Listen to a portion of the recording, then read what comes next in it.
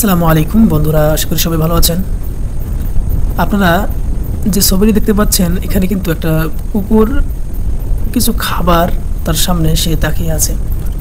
তো এই ছবিটিতে একটা জিনিস প্রকাশ করা হয়েছে যে হঠাৎ করে যিনি ছবিটি তুলেছেন তিনি নিজে একজন বিক্রেতা।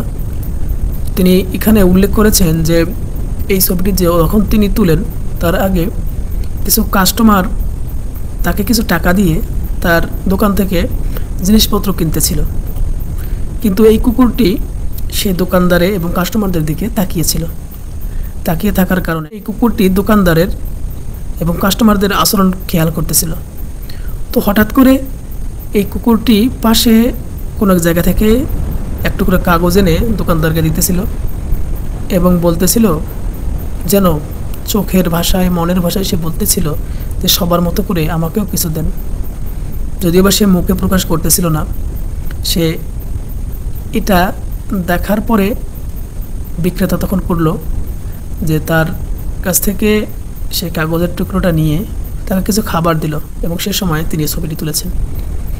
তো মানুষের ভিতরে মানবতা এবং মানুষের ভিতরে মানুষের আচরণ বোঝার চেষ্টা করা, এরকম কুকুরগুলো সত্যিই একটি করে আশাবাদী এবং এক একটা করে সরলতার নিদর্শন। আশা করি বন্ধুরা সবাই বুঝতে পারছেন।